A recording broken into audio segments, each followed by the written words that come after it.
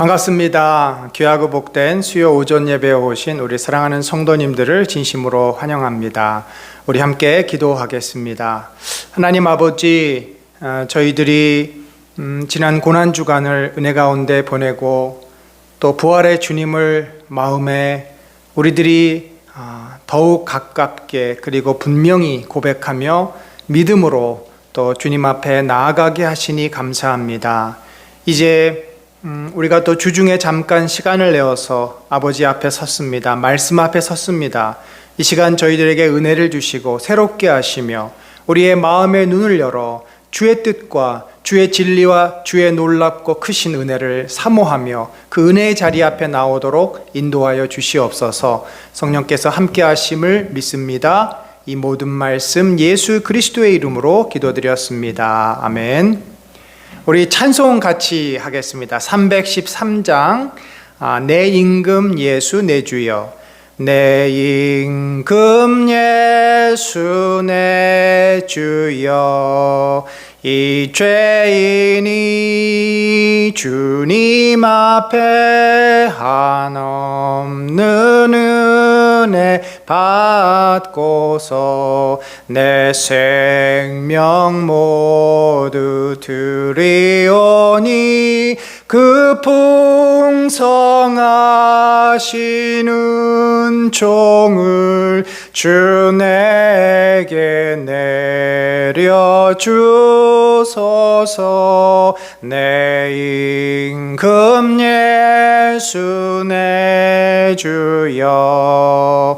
내 허물은 덮으시고 주 십자가에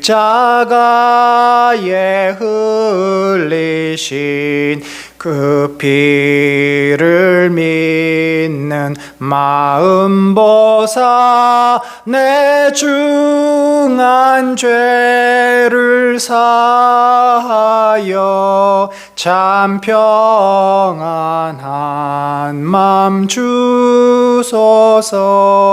내 임금 예수 내 주여. 주 은혜에 감격하여 한없는 감사 찬송을 내 주님 앞에 드리오며 내 맘과 정성 다하여 늘 기뻐하며 살리라. 내 임금 예수 내 주여. 이 미움과 이 천한 몸 그 법의 피로 값주고 주 친히 사신 것이오니 나 이제 사나 죽으나 주 뜻만 따라 살리라. 아멘. 여러분, 드디어 정부에서 이제 거리두기를 이제 멈췄습니다. 사실 저희가 마스크를 당분간 계속 써야 되는 것 외에 실제적으로 저희들이 어디를 가든지 이제는 큰 제약이 없어졌습니다. 무엇보다도 감사한 것은 이제 교회에 오는 것을 저희들이 더 이상 두려워하지 않아도 됩니다. 거리두기를 하고 교회에 가면은 문제가 있거나 코로나에 걸릴 것 같은 그런 두려움에 사로잡히지 않아도 됩니다. 아마도 이미 여러분들 일상생활이 많이 회복되었으리라 생각을 합니다. 그러나 참 우리가 안타깝게도 과거에 이미 한번 그렇게 길들여지고 습득된 생각들이 쉽게 벗어나지 않습니다. 여전히 교회에 가는 것을 주저하거나 꺼려하는 그런 마음이 있다는 것이 너무나 놀랍습니다. 그만큼 우리 마음 깊은 곳에는 하나님 앞에 예배 드리는 것, 믿음으로 주님을 찾는 것에 대한 우리의 본질적인 거부감이 있습니다. 그것이 우리의 죄겠죠.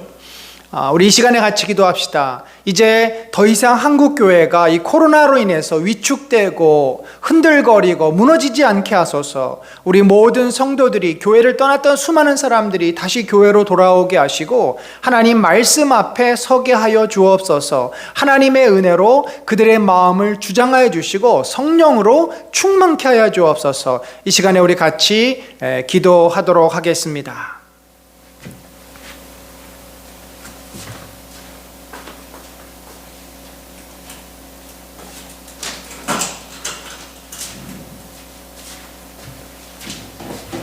아버지 하나님, 참으로 주님의 은혜와 놀라운 축복을 소망합니다. 믿음 안에서 우리가 모든 것을 감당할 수 있습니다. 아버지, 이 코로나의 시대를 이제 우리가 정말 아버지 얼마나 힘들게 보내왔습니까? 한국교회가 이 코로나의 위기에서 무너지지 않게 하시고 성령으로 회복될 수 있는 길을 허락하여 주시옵소서. 아버지여, 참으로 하나님의 뜻이 온전히 이 땅에 이루어지기를 소망합니다. 주여, 아버지여, 참으로 다시금 한국교회가 일어서게 하시고 회복될 수 있는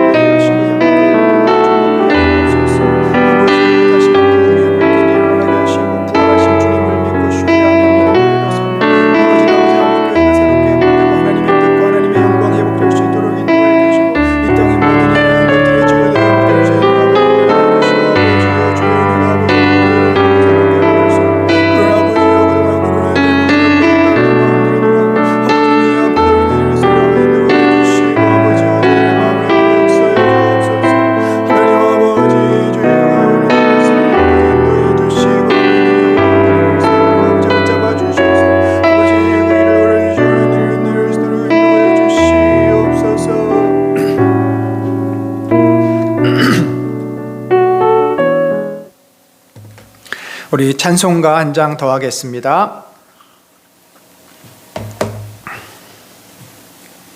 찬송가 370장 주 안에 있는 나에게 우리 같이 고백합시다.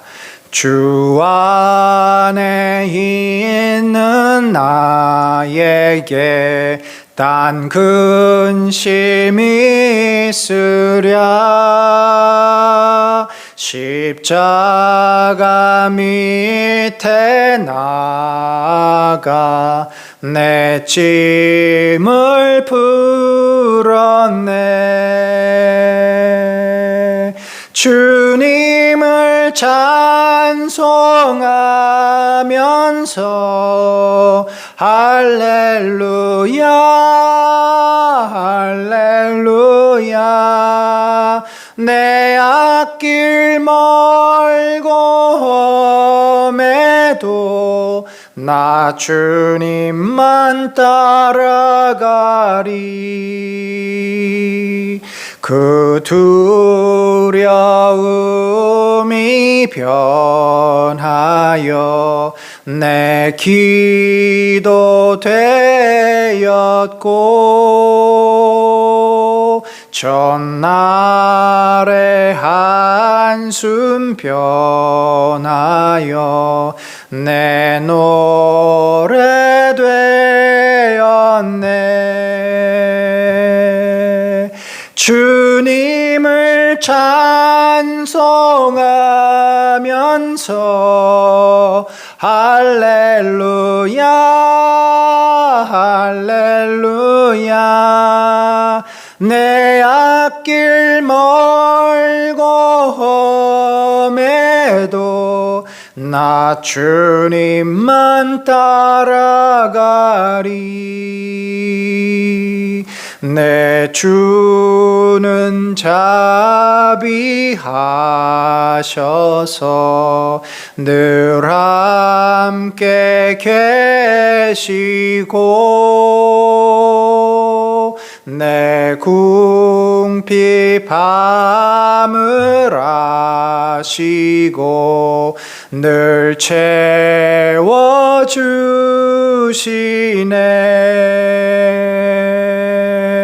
주님을 찬송하면서 찬송하면서 할렐루야 할렐루야 내 앞길 멀고 험해도 나 주님만 따라가리 내 주와 맺은 언약은 영불변하시니 그 나라 가기까지는 늘 보호하시네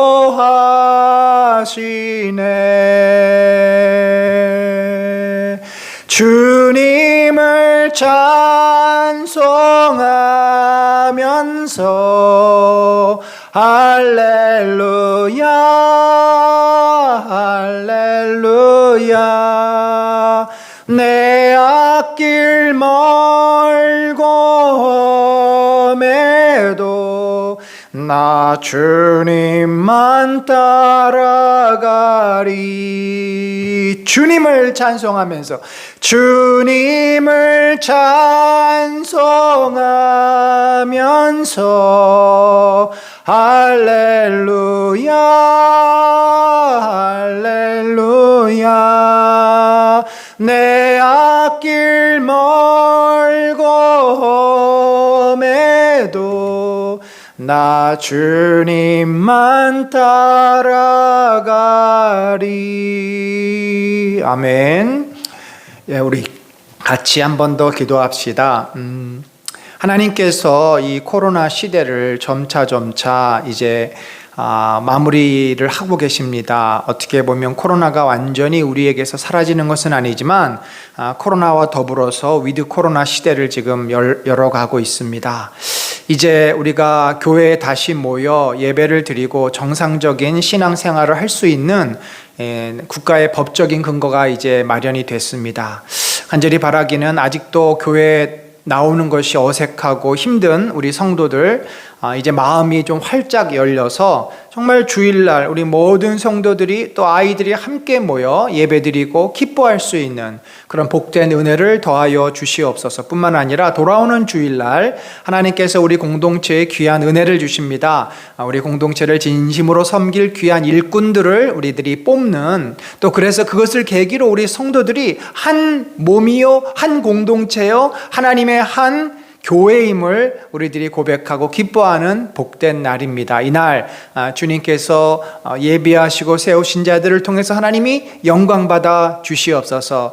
특별히 우리 이경숙 권사님 정말 항암 치료를 다시금 시작하셨는데 그 약한 것들이 치유되고 회복되고 모든 또 항암을 감당할 만한 체력도 허락하여 주시고 또 혹시 코로나에 걸렸다가 아직까지 후유증이 좀 있는 분들이 있을 수 있습니다. 그 모든 후유증도 깨끗이 낫게 하여 주옵소서. 이 시간에 우리 같이 기도합니다.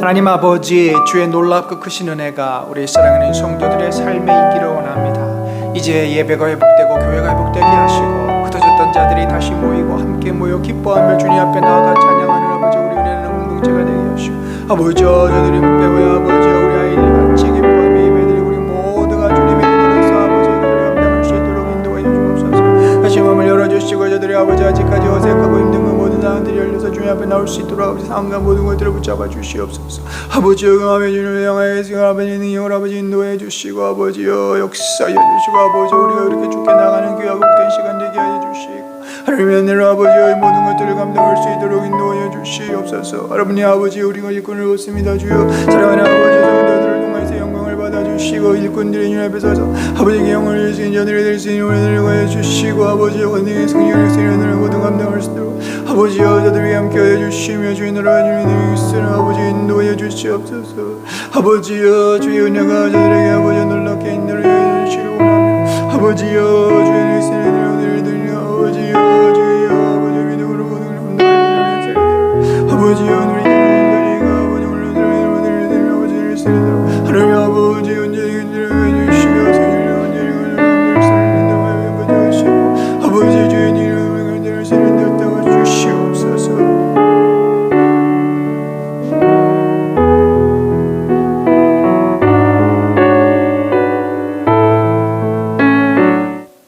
하나님 아버지, 우리 주님의 크고 놀라운 은혜, 크신 사랑을 감사드립니다.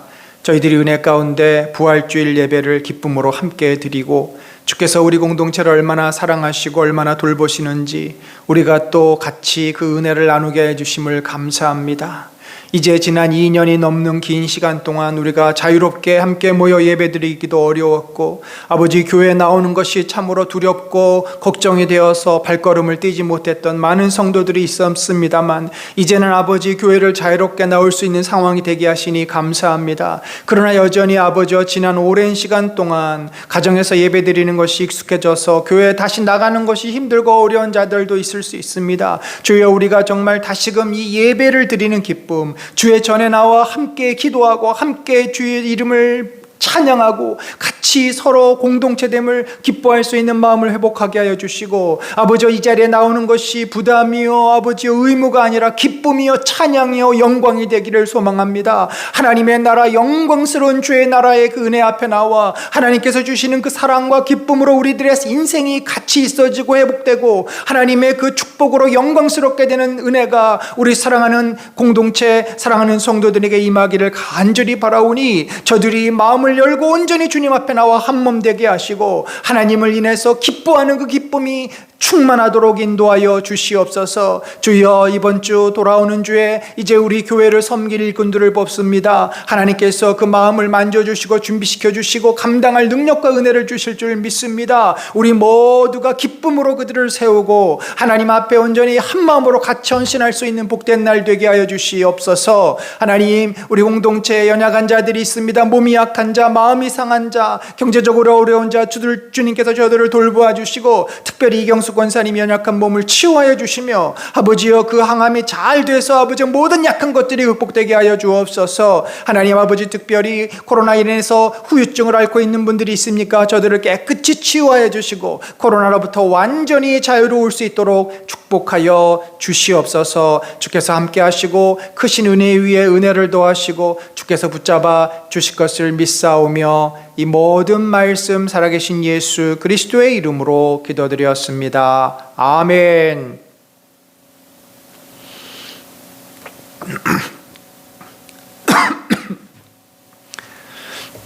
네, 반갑습니다.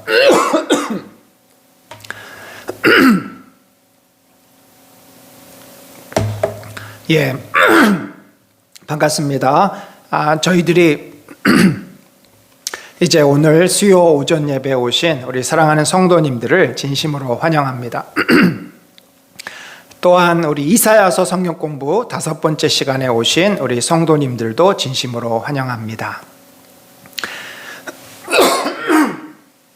죄송합니다. 사례가 걸렸네요.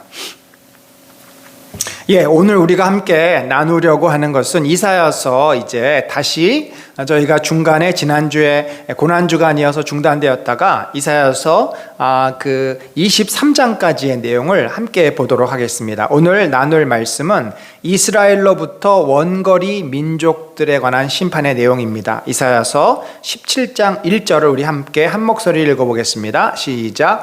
다메섹에 관한 경고라. 보라, 다메섹이 장차 성읍을 이루지 못하고 무너진 무더기가 될 것이라.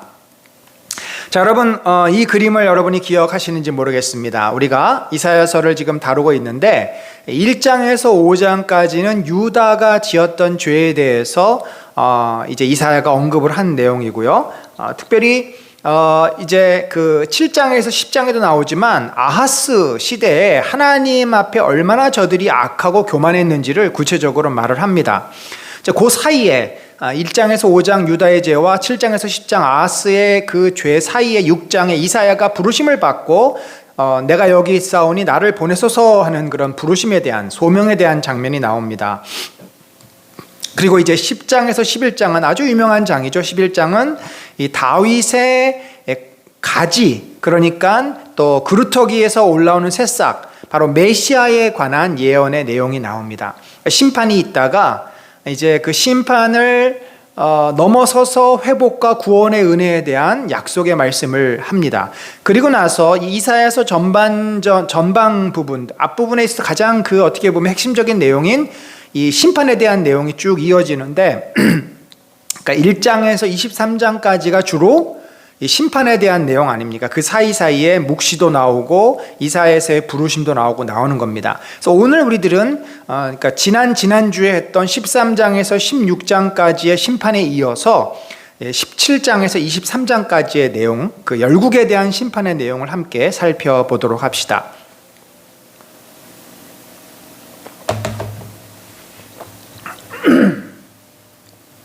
자, 여러분, 그 열방에 대한, 열국에 대한 심판에서 먼저 유다와 가까이 있는 그런 관계가 가까운 나라들에 대한 심판을 이야기합니다. 유다를 괴롭혔던 바벨론, 그리고 유다를 또 북이스라엘을 멸망시켰던 아수르, 그리고 이 유대 땅 바로 서편에서 지속적으로 유다와 갈등 관계에 있었던 블레셋, 또 유다의 요단 동편에서 유다를 괴롭혔던 모압, 그러니까 이 유다와 가장 가까운 관계에 있었던 이웃과 또 대국들에 대한 멸망에 대한 이야기를 먼저 합니다. 그리고 나서 이제 유다와는 조금 관계가 멀지만 역시 이 고대 근동의 그 나라를 이루면서 하나님 앞에 큰 죄를 범했던 여러 나라들에 대한 그 심판에 대한 내용을 오늘 우리들이 살펴봅니다. 첫 번째가 그 다메섹과 북이스라엘에 대한 내용이고요. 그 다음이 구스. 구스는 저 남쪽 에집트에 있는 이디오피아를 말합니다. 그러니까 나일강 하류 쪽에 있는 그 누비아 민족을 말하죠. 그리고 애굽, 그 다음에 이 해변 광야다 하는 것은 이게 이제 별명 같은 건데요. 바로 바벨론을 말합니다. 바벨론에 대한 이야기. 두마는 에돔 족속을 말하죠. 그리고 이제 그 바벨론 밑에와 또 에돔 그 사이에 있는 지금 사우디아라비아 그 넓은 지역에 있는 유목민들, 아라비아에 있는 유목민들에 대한 이야기, 그리고 환상의 골짜기는 다시 예루살렘으로 돌아옵니다. 그리고 나서 두로, 저 북쪽에, 그러니까 바벨론과 이 두로 시돈, 지금 레바논이죠. 이 양쪽 끝이 그 당시 고대 근동의 서쪽의 끝, 동쪽의 끝이다 볼 수 있습니다. 그래서 이렇게 해서 이제 이스라엘을 둘러싼 주변의 많은 나라들에 대한 하나님의 심판의 메시지가 맞춰지게 됩니다. 자, 첫 번째는 다메섹. 여러분, 다메섹은 이제 사도 바울이 이 예수를 믿는 자들을 잡으러 가다가 예수님을 만나는 그 도상이 어디예요? 길 위가 다메섹 도상. 그러니까 이 아람이라고 하는 지역은 다마스커스죠. 아람이라고 하는 지역은 이스라엘 북동쪽에 위치해 있으면서 이스라엘과 사실은 굉장히 가까운 어떤 관계를 맺고 있었던 나라입니다. 그래서 그 북쪽에 있는 이 다메섹, 요즘으로 말하면 시리아 난민이 얼마나 많습니까? 그 시리아가 아람이죠. 그 시리아 지역이 어떻게 멸망할 것이고 아울러서 그 북이스라엘까지에 대한 멸망의 내용이 17장에 나오는데, 실제적으로 BC 732년 아수르의 디글랏 빌레셀에 의해서 먼저 다메섹이 멸망을 하는데, 다메섹과 북이스라엘은 어떤 관계예요? 동맹 관계입니다. 동맹이기 때문에 한 나라가 멸망하면 다른 나라도 당연히 연결돼서 멸망을 당합니다. 그래서 BC 732년에 아람이 먼저 멸망당하고 722년에 또 북이스라엘이 멸망을 당하는 그런 내용이겠죠. 자, 그래서 이 본문에 보면은 이게 북이스라엘과 아람이 같이 예언이 됩니다. 알로엘의 성읍들이여 이랬는데, 알로엘은 요단강 동편에 있는 그 지역을 말합니다. 그러니까 크게 이스라엘의 지역인데 이제 북이스라엘의 그 지역들을 말하는 거죠. 그 길르앗 지역이라고도 보통 이야기하죠. 거기에 있는 성읍들이 버림을 당한다. 또 에브라임의 요새. 에브라임은 어디예요? 에브라임은 바로 북이스라엘의 가장 중요한 지파죠. 이 베냐민 지파 바로 위쪽에 있습니다. 유다, 베냐민, 에브라임 지파. 에브라임 지파가 이 북이스라엘의 아주 대표적인 지파인데, 역시 그 에브라임이 멸망당할 것이다. 다메섹 나라와 아람의 남은 자가 멸절하여 이스라엘 자손의 영광 같이 되리라. 이스라엘 자손의 영광이 어떻게 했어요? 아주 화려했지만 하루아침에 무너집니다. 그래서 이제 이렇게 북이스라엘과 다메섹, 아람이 서로 동맹을 맺고 당시 하나님 앞에 돌아오지 않고 저 아수르에 대항하다가 멸망을 당한다고 하는 내용입니다. 지도에 보시면 좀 잘 보이실지 모르겠습니다. 다메섹 그래가지고 저 북쪽에 17, 18장이 다메섹에 관한 그런 지금 내용을 다룹니다. 이제 하나님께서는 그때 그들을 심판하심으로써 그들이 얼마나 어리석은 자인지, 그들이 얼마나 그동안 하나님 앞에 범죄하였는지를 스스로 깨닫게 한다는 거죠. 그날에 사람이 자기를 지으신 이를 바라보겠으며, 자기를 지으신 이가 누구예요? 하나님입니다. 하나님을 잊고 살았어요. 하나님을 잊고 오히려 우상을 섬기며 살았어요. 그런데 심판이 임하고 멸망을 눈앞에 둔 상황에서 이제 더 이상 우상은 자기들이 믿을 수가 없어요. 그래서 하나님을 부르짖습니다. 이스라엘의 하나님을 부르짖습니다. 이스라엘의 거룩하신 일을 뵙겠고 자기 손으로 만든 제단을 바라보지 아니하며 자기 손가락으로 찍은 아세라나 태양상을 보지 아니할 것이요. 그러니까 이 우상이라고 하는 것은 평안할 때는 그것이 정말 자기에게 복을 주는 것 같고 의지의 대상이 되지만 정말 위기의 순간에 우상은 뭡니까? 아무것도 할 수 없는 그냥 나무 조각에 불과한 것입니다. 그래서 우리가 늘 속고 살다가 그것에게 의해서 고통을 당할 때 내가 얼마나 어리석었는지를 깨닫게 되는데 너무 이제 그러면 늦는 거죠. 자, 왜 심판을 그들이 받습니까? 이는 내가 내 구원의 하나님을 잊어버리며 내 능력의 반석을 마음에 두지 아니한 까닭이라. 하나님을 잊어버리고 우상을 하나님처럼 붙잡는. 그러니까 여러분, 우리가 코로나 시대를 살면서 절대로 놓쳐서 안 되는 것이 하나님이죠. 하나님을 잃어버리면 안 됩니다. 하나님을 놓쳐서는 안 됩니다. 아무리 어떠한 어려움이나 위기가 있어도 그때 오히려 더 하나님을 붙잡고 의지해야지, 그 어렵고 힘들다고 내가 물러서고 나 스스로를 보호하려고 내가 나를 지키려다 보면은 이제 진짜 위험이 왔을 때는 하나님께서 옆에 계시지 않기 때문에 그 모든 위험을 내가 완전히 온몸으로 감당할 수밖에 없는 것이 지금 아람과 북이스라엘의 모습입니다.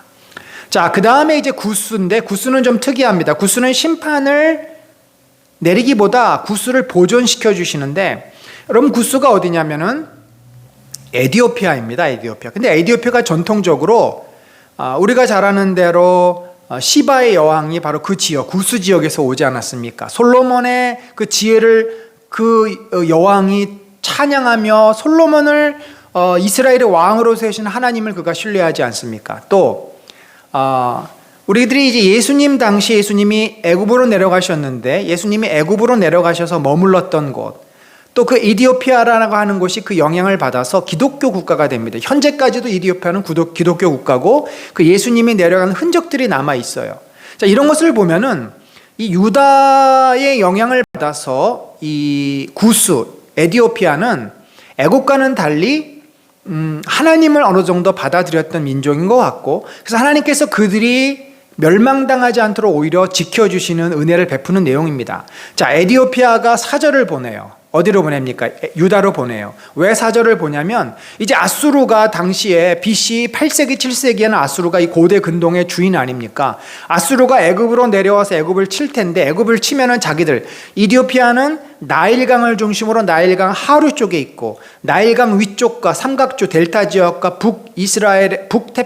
아프리카의 그 해안가 쪽에 애굽이 있지 않습니까? 그러니까 애굽이 침공되면 곧이어 자기들도 멸망을 당합니다. 그래서 에디오피아가 살기 위해서 유다에게 동맹을 요청하는데 뭐라 그러냐면 슬프다 구스의 강 건너편 날개치는 소리 나는 땅이요. 구스의 강 건너편은 바로 이 나일강 건너편에 있는 이 구스 지역을 말하는 나일강 하류. 갈대배를 물에 띄우고 그 사자를 수로로 보내며 나일강을 타고서 이제 사절단을 북쪽으로 보내는 겁니다. 바로 유다로. 자, 여기 보면요, 애굽이라고 하는 저 지도에 보면 애굽이 지금 제일 동쪽에 빨갛게 나일강에 애굽이 있고요. 그 아래쪽이 바로 구스와 이제 그 에디오피아, 그러니까 훨씬 홍해 남쪽이죠. 홍해 약간 남서쪽. 예, 그게 바로 구스 지역입니다. 그런데 여호와께서 내게 이르시되, 이사야에게 이제 말씀을 하시는 건, 내가 나의 처소같이 조용히 감찰함이 쬐이는 일강 같고 가을 더위의 운문 같도다. 추수하기 전에 꽃이 떨어지고 포도가 맺혀 익어갈 때 내가 낫으로 그 연한 가지를 베며 퍼진 가지를 찍어 버려서 산의 독수리들과 땅의 들짐승들에게 던져 주리니 하셨습니다. 자, 이게 무슨 말일까요? 상당히 그 문학적으로 시적으로 표현이 됐는데, 내가 나의 처소에서 조용히 감찰함이 쬐이는 일강 같다. 그러니까 이게 우회적으로 동맹을 맺자 그랬는데, 나는 조용히 햇볕을 쬐겠다. 그러니까 나는 그 동맹을 맺지 않겠다는 얘기죠. 완곡히 동맹을 거절합니다. 그 이유가 뭐냐면 너희가 염려하는 일, 아수르가 너희 구스까지 침공하는 일은 일어나지 않을 것이다. 왜냐하면 내가 그들을 어떻게 할 것이다? 낫으로 그 연한 가지를 비며 퍼진 가지를 찍어 버리기 때문이다.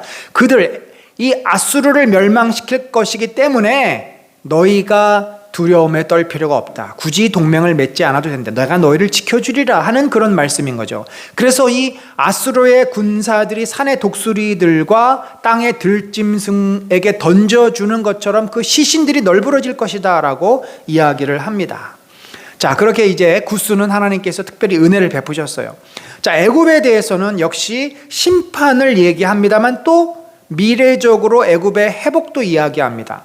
애굽에 관한 경고라. 보라, 하나님 여호와께서 빠른 구름을 타고 애굽에 임하시리니 애굽의 우상들이 그 앞에서 떨겠고 애굽인의 마음이 그 속에서 녹으리로다. 자, 애굽은 바로 구스 위쪽이죠. 예. 당시에 실제적으로 아수르가 저 애굽까지 내려가서 멤피스라고도 하죠. 거기를 무너뜨립니다. 그러니까 이 애굽이 상당히 두려워 떨 수밖에 없어요. 그런데 이 이전에도 이 실제적으로 아수르가 내려오기 전에도 이 애굽에는 왕조들이 너무나 많이 무너지고 내전이 참 많았습니다. 그래서 이렇게 보면 2절에 내가 애굽인을 격동하여 애굽인을 치리니 그들이 각기 형제를 치며 각기 이웃을 칠 것이요. 그러니까 이 내전이 계속 일어나는 겁니다. 왕조가 무너지고 또 다른 왕조가 올라오고, 그러니까 사회가 얼마나 혼란스럽겠어요. 애굽인의 정신이 그 속에서 쇠약할 것이요 그의 계획을 내가 깨트리니 그들이 우상과 마술사와 신접한 자와 요술객에게 물으리로다. 그러니까 이게 사회가 얼마나 혼란한지, 지도자의 정치 철학도 없고 요행과 마술이 뭐예요? 눈속임이잖아요. 그러니까 거짓과 헛된 생각들이 그 사회를 지배하니 그 사회가 얼마나 제대로 사회가 건강하게 세워지겠습니까? 혼란 그 자체, 케이오스 그 자체입니다. 내가 애굽인을 잔인한 주인의 손에 붙이리니 포악한 왕이 그들을 다스리리라. 그러니까 이게 혼란한 시대에 누가 권력을 잡아요? 악한 자가 권력을 잡습니다. 어둠의 우두머리가 권력을 잡고 그가 모든 것을 장악하는 그런 불행한 일이 발생하는 거죠. 뿐만 아니라 하나님께서 그 땅에 긍휼을 베푸시지 않으니까 기근이 일어납니다. 자연재해가 찾아옵니다. 바닷물이 없어지겠고 강이 잦아서 마르겠고 강들에서는 악취가 나겠고 애굽의 강들은 줄어들고 마름으로 갈대와 부들이 시들겠으며 나일 언덕의 초장과 나일강 가까운 곡식밭이 다 말라서 날려가 없어질 것이며 어부들은 탄식하며 나일강에 낚시를 던지는 자마다 슬퍼하며. 자, 이 무슨 다 설명해요. 세마포를 만드는 자와 배 짜는 자들이 수치를 당할 것이며 그의 기둥이 부서지고 품꾼들이 다 마음에 근심하리라. 자, 이게 무슨 말이에요? 기근이 일어나서 이제 더 이상 경제가 돌아가지 않는다는 거죠.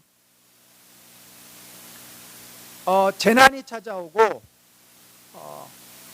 뭐 날씨가 막 마르니 하나 둘 예, 마이크가 좀 이상했습니다. 막 재난이 찾아오고 기근이 나서 경제가 무너지는 겁니다. 뭐 물고기도 못 잡고 농사도 못 하고, 그러니 무슨 장사를 할 수 있습니까? 사회가 완전히 붕괴되는 겁니다. 자, 정치인들은 쿠데타를 일으키고 정치 철학이 없어지고 또 경제가 돌아가지 않고 사회가 혼란 그 자체인 거죠. 자, 그런 상황에서 하나님께서 이 유일하게 새로운 소망을 주셨는데 그것이 뭐냐면 유다 백성의 신앙을 그들이 받아들이기 시작합니다. 근데 이게 실제적으로 그 애굽 땅에 일어났던 역사라기보다 이 미래적으로 그 혼란한 사회 속에 여호와의 신앙이 회복될 것을 예언하는 내용이라 이렇게 볼 수 있죠. 유다의 땅은 애굽의 두려움이 되리니 이는 만군의 여호와께서 애굽에 대하여 정하신 계획마다 말미암음이라. 그 소문을 듣는 자마다 떨리라. 그러니까 하나님에 대한 소문을 듣고 그들이 신앙을 회복할 것이다. 자, 이것이 애굽 땅에서 만군의 여호와를 위하여 징조와 증거가 되리니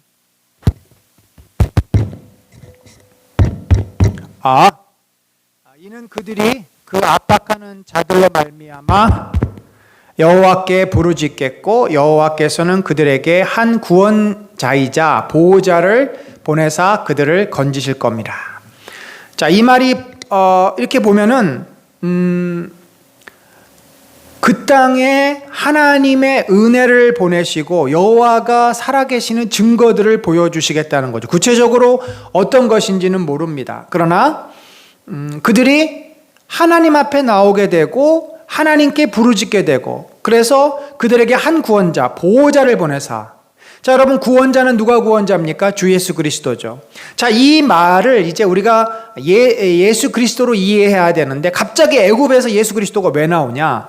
그 다음의 내용을 보면은 이 이야기는 이제 이사야서가 그래요. 이사야서가 그 당시에 BC 7세기, 8세기의 이야기를 하다가 갑자기 쭉 넘어가서 신약 시대의 이야기를 또 해요.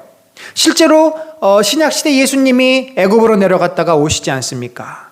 그러니까 예수 그리스도의 복음이 거기까지 미쳐진 것입니다. 그러면서 여호와께서 자기를 애굽에 알게 하시리니 그날에 애굽이 여호와를 알고 제물과 예물을 그에게 드리고 경배하게 된다.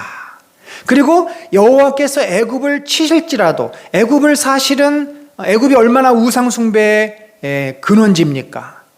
치시고는 고치실 것이므로 그들이 여호와께로 돌아올 것이다. 그래서 이 말은 뭐냐면 애굽이라고 하는 이방의 민족들이 그들의 불신앙, 우상 숭배로 하나님 앞에 심판을 받지만 그러나 하나님께서 그들에게 메시아를 보내주심으로써 그들이 구원을 얻을 수 있는 길이 열리게 된다는 신약의 그 구원의 메시지를 이사야가 갑자기 여기서 말을 합니다. 자, 23절에 그래서 24절에 그날에 또 24절에 그날이 어떤 날이에요? 메시아가 오시는 날입니다. 그날에 애굽에서 아수르로 통하는 대로가 있어. 어떻게 여러분 애굽에서 아수르로 하는 길이 있습니까? 바다가 있는데 길이 없어요. 그런데 통하는 대로가 열리고 아수르 사람은 애굽으로 가겠고 애굽 사람은 아수르로 갈 것이며 애굽 사람이 아수르 사람과 함께 누구를? 여호와를 경배하리라. 이런 일은 역사 속에 일어나지 않았습니다. 이 이야기는 뭐예요? 모든 이방 민족, 세상의 권력을 갖고 세상에서 우상을 섬기고 세상을 지배하는 그 이방 민족이 여호와의 그 이름 앞에 무릎 꿇고 그들이 모두 다 여호와를 경배하는 날이 오게 될 것이다. 그날에 이스라엘이 애굽 및 아수르와 더불어 셋이 세계 중에 복이 되리니 누구랑 누구? 이스라엘, 애굽, 아수르. 자, 그러니까 더 이상 유일신을 믿었던 유대민족과 이방민족의 구분이 없어지고 모든 민족이 함께 여호와를 향하게 되고 만군의 여호와께서 그들을 복주셔서 내 백성 애굽이여 내 손으로 지은 아수르여 나의 기업 이스라엘이여 복이 있을지어다 하실 것입니다. 여러분, 갑자기 이것은 에베소서 1장을 보는 것 같아요. 갑자기 구약의 이사야서가 에베소서 1장인 것 같습니다. 이 복을 열방들에게 만세전에 택하신 하나님께서 애굽과 아수르와 이스라엘과 모든 열방에게 복을 주며 그들이 나의 기업이다, 내 백성이다. 자, 이것은 바로 메시아가 오셔서 온 열국, 온 열방을 구원하고 이제 사도행전에 보면은 수많은 방언을 하는 사람들이 초대교회에 모여서 그들이 성령의 강력한 역사를 경험하고 난곳 방언으로 그들이 하나님을 찬양하며 자기들이 있는 곳으로 돌아가서 복음을 전하지 않습니까? 그 일이 그래서 대로가 열린다. 애굽과 아수르의 길이 열린다. 바로 사도행전 2장, 3장에 일어난 초대교회 역사를 지금 여기서 언급하고 있는 것입니다.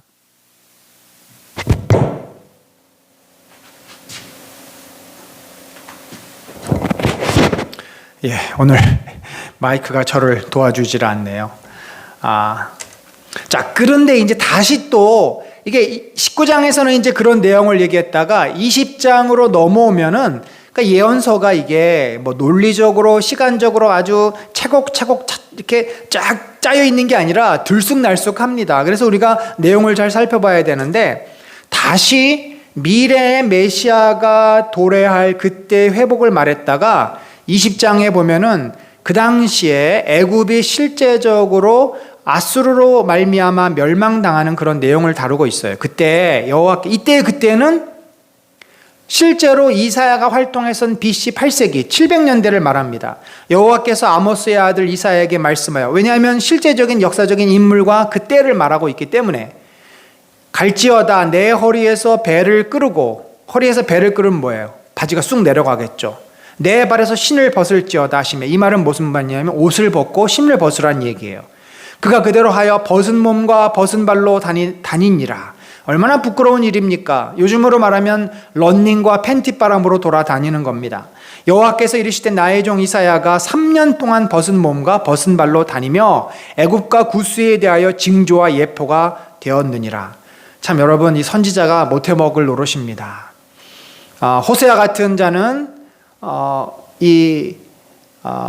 그 창녀로 자기 자신을 팔았던 그 고멜이라는 여인을 또 사와야 됐고, 또 이렇게 이사야는 3년 동안이나 팬티와 런닝바람으로 지내야 했으니 이게 참 사람이 할 짓입니까? 또 에스겔은 상당 기간 동안 입을 다물고 벙어리처럼 지내야만 했습니다. 바로 이러한 행동들은 이제 prophetic symbolic action이라 그래가지고 선지자가 행동을 통해서 하나님의 메시지를 상징화시키는 그런 것인데, 일종의 바디랭귀지죠. 그럴 거 아니에요. 이사라고 하는 그 귀족집 자제요, 또 하나님의 말씀을 선포하는 선지자가 어느 날 홀딱 벗고 정말 이렇게 팬티 러닝 바람으로 다니는 거 보면 사람들이 놀라지 않겠습니까? 웃음거리가 되잖아요. 그럼 저가 왜 저러고 다니느냐? 그것은 하나님께서 나의 이런 모습을 통해서 지금 말씀하고 계신다. 그 말씀의 내용이 뭐예요? 애굽과 구스에 대한 내용인데, 특별히 애굽에 대한 내용인데, 하나님께서 이렇게 애굽을 벌겨 벗기실 거라는 거죠. 실제로 포로들이 잡혀갈 때는요, 정말 실오락이 걸치지 않고 다 홀딱 벗겨서 귀에다가 아니면 코에다가 아니면은 입에다가 갈고리를 이렇게 걸어가지고 끌고 갑니다. 거의 짐승이나 마찬가지죠. 아주 수치 중에 수치를 느끼게 그렇게 합니다. 그러한 일이 발생할 것임을 말하고 있습니다.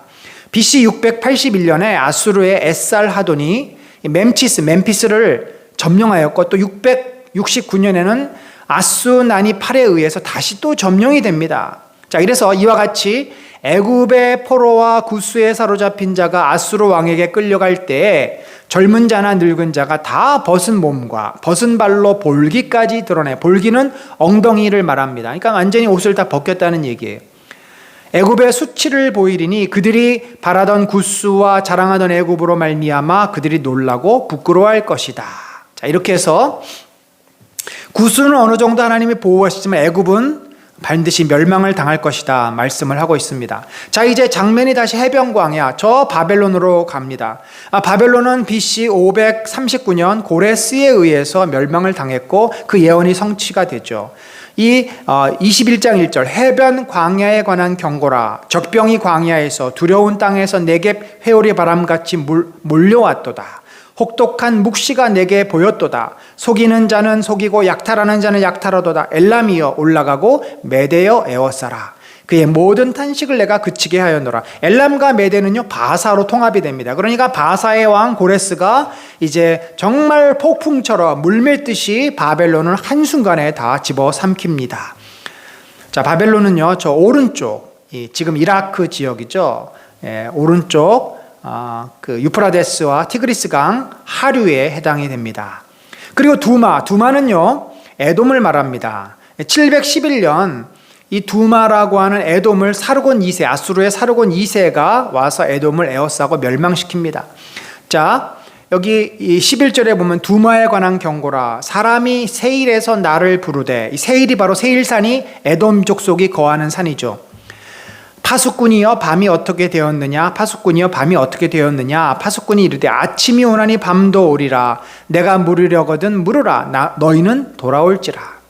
아침이 오나니 밤도 오리라. 파수꾼이 제일 기다리는 날은 아침이에요. 그런데 밤도 또 온다는 거죠. 그 얘기는 뭡니까? 계속 어둠이 있다는 겁니다. 그 말은 이 세일산 에돔이 침공을 받아 적에게 둘러싸임을 당하고 멸망할 것임을 상징적으로 보여주는 내용입니다. 자, 저기 두마 에돔이라고 되어 있는데 이 V자, 그러니까 이 시내 광야가 있는 이 홍해 위쪽에 지역의 푹 들어간 오른쪽이 바로 에돔의 그 부분이다, 이렇게 볼 수가 있죠. 이스라엘의 남동쪽을 바로 에돔 지역이다, 이렇게 보면 됩니다. 자, 그 다음에 이제 아라비아 유목민족인데요. 아라비아는 어딘가? 여기 보면은 해변 광야 바벨론 아래쪽, 그러니까 지금 사우디아라비아 지역이나 그쪽이라고 할 수 있겠죠. 저 아라비아 지역이 저기서부터 시작해가지고 미디안 광야까지 유목민들이 계속 이동을 하면서 그렇게 지내는 곳입니다. 아라비아에 관한 경고라. 드단 대상들이여. 이 드단이라고 하는 곳에서 이제 낙타를 타고 유목민들이 물건을 갖다가 파는 일을 하죠. 너희가 아라비아 수풀에서 유숙하리라. 수풀에서 유숙한다는 것은 수풀에 몸을 숨겼다 하는 말입니다. 메대 땅의 주민들, 메대는 남쪽 지역을 말해요. 물을 가져다가 목마른 자에게 주고 떡을 가지고 도피하는 자를 영접하라. 자, 이 아라비아의 사람들이 공격을 받아서 저렇게 수풀에 숨고 또 메대 땅으로 도망쳐 들어가 남쪽으로 내려가겠다는 이야기죠. 그들이 칼날을 피하여 뺀 칼과 당긴 활과 전쟁의 어려움에서 도망하였음이라.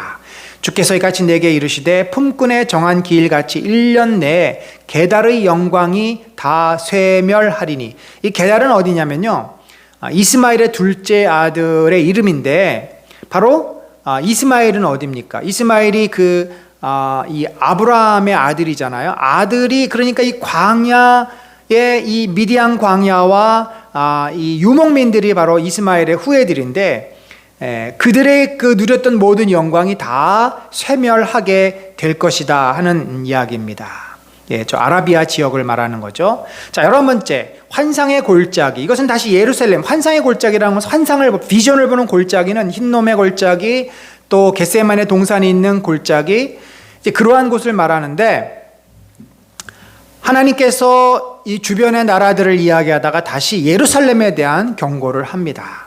소란하며 떠들던 성, 즐거워하던 거울이여, 너의 죽임을 당한 자들은 칼에 죽은 것도 아니요 전쟁에 사망한 것도 아니라 너희 관원들도 다 함께 도망하였다가 화를 벌이고 결박을 당하였고 너의 멀리 도망한 자들도 발견되었다 함께 결박을 당하였도다. 자, 이 예루살렘이 하나님을 섬기고 경건하게 살지 못하고 소란하며 떠들고 즐거움에 도취되어 있었다는 거죠. 그런데 이들이 어떻게 됐어요? 다 멸망을 당하지 않습니까? 죽임을 당하지 않습니까? 그런데 그 이유가 뭐예요? 바로 그 이유는 이들이 하나님을 신뢰하고 믿지 않았기 때문 아닙니까? 여기 보니까 5절 이하에 환상의 골짜기에 주 만군의 여호와께로부터 이르는 소란과 발핌과 혼란의 날이여 성벽의 무너뜨림과 산악에 사무쳐 부르짖는 소리로다. 자, 이렇게 다 관원들도 도망하고 또 많은 자들이 바벨론의 그 586년에 멸망을 당해서 그들이 침공을 당해서 성벽이 무너지고 완전히 멸망당할 것을 지금 예언을 하는 내용입니다.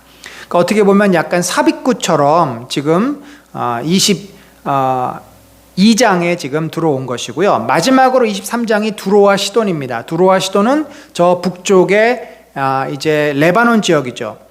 두로에 관한 경고라. 다시스는 스페인 지역이에요. 다시스가 어디냐면 저기 때문에 유명하지 않습니까? 요나 때문에 유명하지 않습니까? 요나 보러 아수르로 가라 그랬는데 아수르로 안 가고 어디로 갔어요?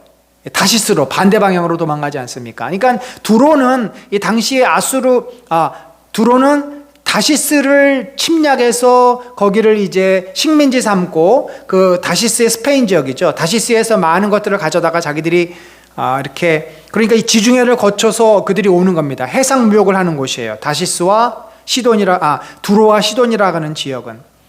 그런데 이제 이 두로가 어떻게 되겠습니까? 다시스의 배들아, 너희는 슬피 부르짖을지어다. 두로가 황무하여 집이 없고 들어갈 곳이 없음이요, 이 소식이 기띔 땅에서부터 그들에게 전파되었음이라. 다시스에 있는 배가 물건을 싣고 식민지니까 두로로 가야 되는데, 두로가 멸망당해서 갈 수가 없는 거예요. 가면 자기들도 잡힙니다. 바다에서 왕래하는 시돈 상인들로 말미암아 부요하게 된 너희 해변 주민들아, 잠잠하라. 시돈과 두로 붙어 있죠.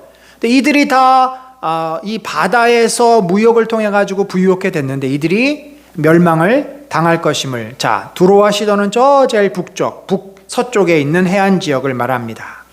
자, 시돈이여, 너는 부끄러울지어다. 대저 바다, 곧 바다의 요새가 말하기를 나는 산고를 겪지 못하였으며 출산하지 못하였으며 청년들을 양육하지도 못하였으며 처녀들을 생육하지도 못하였다 했습니다. 이 말이 무슨 말이에요? 출산하지 못한다고 하는 것은 저주받았다는 거 아니고 멸망받았다는 말입니다. 그러니까 지금 그 땅이 전쟁에 의해서 포로로 잡혀가서 아이들도 없고 처녀도 없고 청년도 없고 아무도 애를 낳을 수가 없어요. 완전히 버려진 땅처럼 되었다. 자, 그들은 실제적으로요, 585년에서 515년까지 바벨론에 의해서 약 70년 동안 지배를 당합니다. 15절에 보면은 그날로부터 두로가 한 왕의 연한같이 70년 동안 잊어버린 바 되었다가 70년이 찬 후에 두로는 기생의 노래같이 될 것이라. 70년이 찬 후에 여호와께서 두로를 돌보시리니. 거의 이스라엘이 BC 586년경에 멸망해서 539년에 회복이 됐듯이 비슷한 기간 동안 이들도 바벨론의 통치를 받게 될 것임을 말합니다. 여러분, 우리가 오늘 이제 그 심판의 내용 17장에서 23장까지를 쭉 봤는데, 사실 제가 좀 이렇게 빨리 오늘 넓은 범위를 다 한 것은 저희가 이제 또 다음 주는 다시 이제 마태복음으로 돌아가야 하기 때문에 이 심판 부분까지 좀 매듭을 지으려고 합니다. 여러분, 이 이사야서를 볼 때 우리들이 한 가지 깨달아야 될 것은 하나님의 그 안타까운 마음입니다. 이 죄인들을 정말 책망하실 수밖에 없는. 여러분, 우리도 그렇잖아요. 자녀들이 잘못했을 때 그 잘못한 걸 놔둘 수는 없죠. 방치해 놓아서는 안 됩니다. 그러나 자녀들의 잘못을 야단치고 혼낼 때 마음이 아픕니다.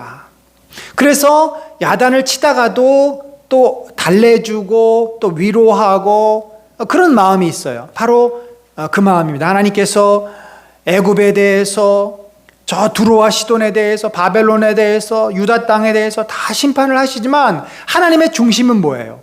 내가 그 땅을 돌아오게 할 것이다. 내가 그들에게 자비와 긍휼을 베푸실 것이다. 궁극적으로는 메시아를 보냄으로써 두로와 시돈과 애굽과 아수르가 다 큰 대로가 열리고 그 많은 자들이, 애굽과 아수르와 이스라엘의 자들이 함께 모여 여호와를 경배하는 날이 올 것이다. 이게 하나님 아버지의 마음이 아니겠습니까? 사랑하는 성도 여러분, 하나님은 오늘날 우리들이 그렇게 되기를 소망하십니다. 우리 믿는 자들만 하나님을 향해서 나오는 것이 아니라 우리 주변에 하나님을 알지 못하고 떠난 자들이 얼마나 많습니까? 처음부터 하나님을 부인하고 인정하지 않았던 죄인들, 교회를 좀 다녔다가 이번 코로나 기간 동안 교회를 점점 멀리하고 떠났던 자들, 수많은 자들이 하나님의 이름을 부인하고 거부하고 있습니다만, 하나님께서는 그들이 다시 주님께로 돌아오고 그들이 자신들의 죄로 말미암아 고통을 당하고 정말 그 괴로움에 처해지게 되겠지만, 멸망을 당하게 되겠지만, 그들이 한 영혼이라도 주님께 돌아오는 것을 우리 하나님은 기다리고 계신다.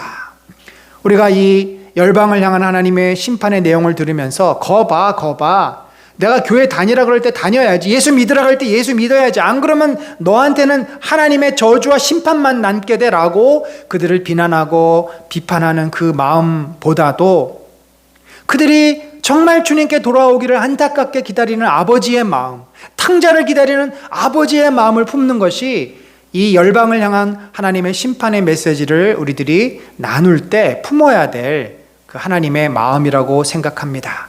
우리가 그런 마음으로 우리 주변에 신앙을 갖지 않고 기독교에 비판적이고 또 교회에 다니다가 떠났던 많은 자들을 바라보고 그들이 주께 돌아오기를 기도하는 우리 모두가 되시기를 바랍니다. 같이 기도하겠습니다.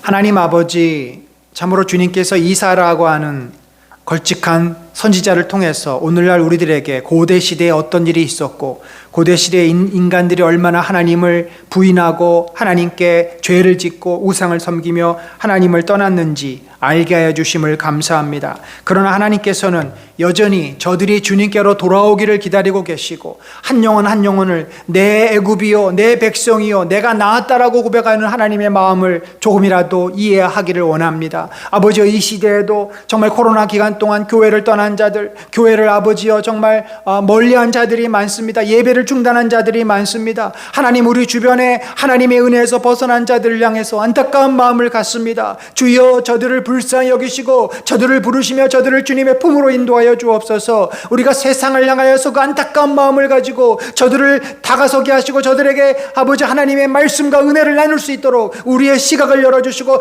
아버지 좁은 마음과 닫힌 마음을 여시사 하나님의 심정으로 세상을 품고 구원의 도를 전하는 우리 사랑하는 성도들이 되도록 인도하여 주시옵소서. 지금은 우리 구주 예수 그리스도의 놀라우신 은혜와 하나님 아버지의 무한하신 사랑과 성령님의 감화 감동 교통하심이 참으로 온 세상에 하나님을 잊어버리고 하나님을 떠났지만 하나님의 부르심 앞에 다시 마음을 열고 돌아오기를 간절히 소망하는 마음을 품고 그들에게 다가서기를 간절히 기도하는 사랑하는 성도들 위해 지금부터 영원까지 함께 하실지어다. 아멘.